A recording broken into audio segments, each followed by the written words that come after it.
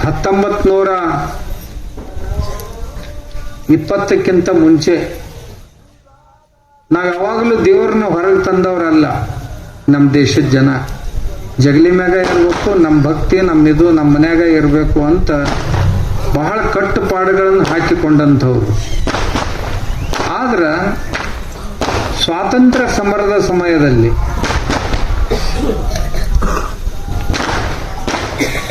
ಜನರು ಒತ್ತಟ್ಟಿಗೆ ಬರಬೇಕು, ಅವರಿಗೆ ಈ ಬ್ರಿಟಿಷರು ನಮ್ಮ ಮೇಲೆ ಮಾಡ್ತಾ ಇರುವಂತ ಅನ್ಯಾಯ ಅತ್ಯಾಚಾರಗಳನ್ನು ತಿಳಿಸ್ಬೇಕು. ತಿಳಿಸಿ ಯುವಕರನ್ನ ಹುರಿದುಂಬಿಸಿ ಬಡದೆಬ್ಬಿಸಿ ಆ ಬ್ರಿಟಿಷರ ವಿರುದ್ಧ ಹೋರಾಟ ಮಾಡಕ್ ಮಾಡಬೇಕಾದಂತ ಒಂದು ದೊಡ್ಡ ಆಹ್ವಾನ ನಮ್ಮ ಎದುರಿಗಿತ್ತು. ಅದರ ಸಲುವಾಗಿ ದಕ್ಷಿಣದಲ್ಲಿ ಬಾಲಗಂಗಾಧರ ತಿಲಕರು, ಬಂಗಾಲದೊಳಗ ರವೀಂದ್ರನಾಥ ಟ್ಯಾಗೋರ್ ನಿರ್ಣಯ ಮಾಡಿದ್ರು, ನೀವು ಗಣಪತಿನ ಶಿವಾಜಿನ ಹೊರಗೆ ತಗೊಂಡು ಬರ್ರಿ, ನಾ ದೇವಿ ಭಗವತಿಯನ್ನ ದುರ್ಗಾ ಪರಮೇಶ್ವರಿಯನ್ನು ಹೊರಗೆ ತರ್ತೀನಿ ಅಂತ. ಅವ್ರು ಕಲ್ಕತ್ತಾದಾಗ ಸಾರ್ವಜನಿಕ ನವರಾತ್ರೋತ್ಸವಗಳನ್ನು ಆರಂಭ ಮಾಡಿದ್ರು. ಲಕ್ಷಗಟ್ಟಲೆ ಜನ ಸೇರಕತ್ತಿದ್ರು. ಅವ್ರು ಸೇರಿದ ಕೂಡಲೇ ಹೋಗಿ ಈ ಬ್ರಿಟಿಷರು ಕುರಿತಾದಂತ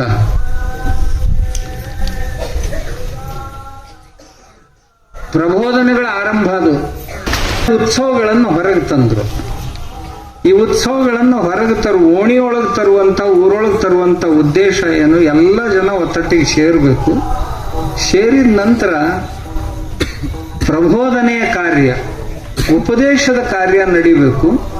ಅದರಿಂದ ಜನರ ಮನಸ್ಸನ್ನ ಸ್ವಚ್ಛ ಶುದ್ಧ ಮಾಡಬೇಕು, ಮನಸ್ಸಿನಲ್ಲಿ ಪವಿತ್ರ ಭಾವನೆಗಳನ್ನು ತುಂಬಬೇಕು, ರಾಷ್ಟ್ರದ ಕುರಿತಾದಂತ, ಭಾರತ ಮಾತೆಯ ಕುರಿತಾದಂತ ಜಾಗೃತಿಯನ್ನ ಅವ್ರ ಮನಸ್ಸಿನಲ್ಲಿ ಮೂಡಿಸ್ಬೇಕು ಅಂತ ತಿಳ್ಕೊಂಡು ಅವಾಗ ತಂದಿದ್ದು.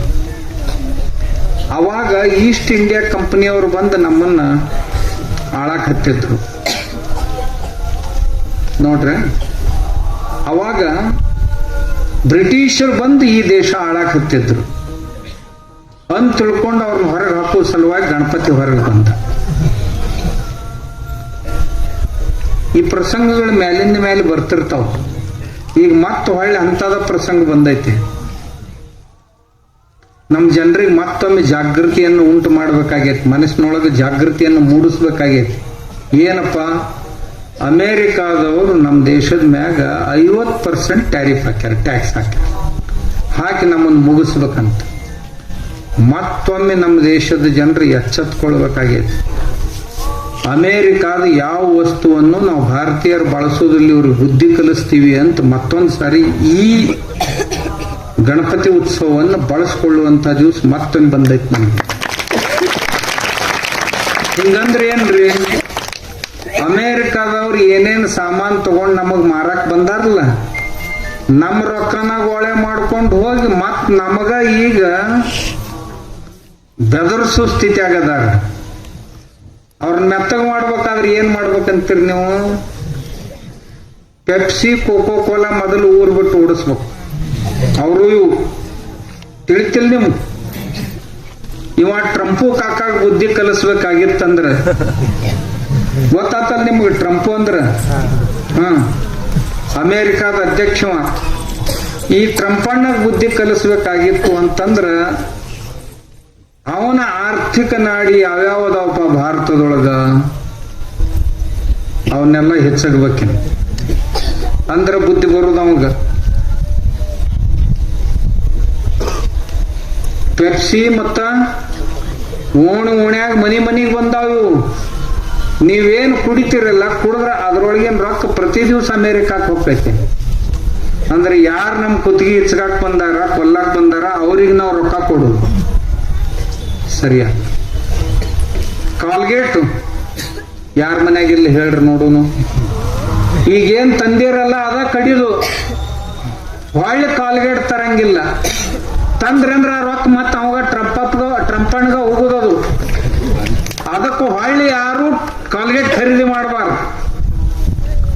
ಕೊನೆದ ಅದು. ಈಗೇನ್ ತಂದಿರಲ್ಲ ಅದು ಮುಗಿತಂದ್ರೆ ಬಿಟ್ಟ ಬಿಡುದ. ಮತ್ತೊಂದು ಯಾವ್ದಾರ ನಮ್ಮ ಸ್ವದೇಶಿ ವಸ್ತು ತಗೊಂಡು ಹಲ್ ತಿಕ್ಕೋದು. ರಗಡದವ್ ನಮ್ಮಲ್ಲಿ. ಮೂರನೇದ್ದು ಅವ್ರದ್ದು ಈ ಆನ್ಲೈನ್ ವಸ್ತು ತರಿಸ್ತಿರಲ್ಲ, ಅಮೆಜಾನ್ದಿಂದ, ಆಮ್ವೇದಿಂದ ಭಾಳ ಮಂದಿ ತರಿಸ್ತಾರ. ಅವನು ಪಟ್ಟಿ ತಗೊಳಕ ಊರಾನ ಅಂಗಡಿಯವ್ರು ಬೇಕು, ಸಾಮಾನ್ ಖರೀದಿ ಮಾಡಕ್ ಆನ್ಲೈನ್ದವ್ರು ಬೇಕು. ಇದ್ಯಾವ ಪದ್ಧತಿಪ್ಪ? ರೊಕ್ಕ ತಗೊಂಡು ಹೋಗೋರು ಅವರು ಗಣಪತಿ ಪಟ್ಟಿ ಕೊಡು ಊರಾನ್ ಶಟ್ರು. ಇದೆಂತ ಪದ್ಧತಿ? ಅವು ಆನ್ಲೈನ್ ಖರೀದಿ ಮಾಡೋದು ಬಂದ್ ಮಾಡ್ರಿ ಅಂದ್ರೆ ಆ ಕಡೆ ರೊಕ್ಕ ಹೋಗುದು ಬಂದಾಕ. ಅಮೇರಿಕಾದವು ಅವೆಲ್ಲ ಕಂಪನಿಗಳು. ನಾಲ್ಕನೇದ್ದು ಮ್ಯಾಕ್ಡೊನೆಲ್, KFC ಅಂತ ಹೈವೇ ಅಲ್ಲೆಲ್ಲೆಲ್ಲ ದೊಡ್ಡ ಅಂಗಡಿ ಇರ್ತಾವ. ನೋಡಿರೇನು, ಕೇಳಿರೇನು? ಒಂದ್ ಜರ ಕಲ್ತ್ ಮಂದಿಗೆ ಗೊತ್ತಿರ್ತೈತಪ್ಪ. ನಾ ಸುಮ್ಮ ಹಂಗ ಹೇಳ್ಬಿಡು. ಮತ್ ನಾಳೆಗೆ ನೋಡಕ್ ಹೋದಿರಿ ಮತ್ತೆ ಎಲ್ಲಾರು ಹೆಂಗಿರ್ತೈತಿ ಇದನ್ನ ತಿಂದು ನೋಡೋಣ ಅಂತೆಲ್ಲ. ಗೋಮಾಂಸನ ಇರ್ತೈತವ. ಅವು ಜರ್ಸಿ ಆಕಳ ಕೊಲ್ತಾರ, ಅದರ ಮಾಂಸದಿಂದ ಎಲ್ಲ ತಯಾರು ಮಾಡಿರ್ತಾರ. ಅವೆರಡು ಅಂಗಡಿಗಳು ಅಲ್ಲಿ ಬಿಜಾಪುರದಾಗ ಹೈವೇಕ ಅಲ್ಲಿ ಅಲ್ಲೆಲ್ಲೆಲ್ಲ ಇರ್ತಾವ. ಅವು ದೇಶದ ತುಂಬದಾವ ಅಂಗಡಿಗಳು. ಆಮ್ಯಾಗ ಅಡಿದಾಸ್ ಅಂತ ತಿಳ್ಕೊಂಡು ಏನ ಟೀ ಶರ್ಟ್ಗಳು ಪ್ಯಾಂಟ್ಗಳು ಬರ್ತಾವ. ಯಾವ ಅಡಿದಾಸ್ ಅಂತ ಅವು ಅವರು ಅದಾವು, ಅವನ್ ಬಂದ್ ಮಾಡ್ಬೇಕು. ಮತ್ತೇನಪ್ಪ ಇವರು ಟೈಟನ್ ಅಂತ ಏನು ಗಡಿಯಾಳ ಅದಾವಲ್ಲ, ಟೈಟನ್ ಈಗ ತಗೊಂಡಿದ್ರಿ ಅಂದ್ರೆ ಅದ ಕಡೆ ಇನ್ನು ಮುಂದೆ ಹೊಳ್ಳಿ ಎಂದು ಟೈಟನ್ ಕಡೆ ಹಾಯ್ವಾರ. ಇದು ಅಲ್ದ ಇಂಥವ್ ಇನ್ನೂ ಬಾಳ ಸಾಮಾನ್ ಅದಾವ. ಅವರು ನಿಮ್ಗೆ ಗೊತ್ತಾಕೈತಿ ತಗೊಳ್ಳೋ ಹೊತ್ನ್ಯಾಗ ಅದ್ರ ಕೆಳಗೆ ಓದ್ಬೇಕಿದು ಯಾರ್ದಂತ.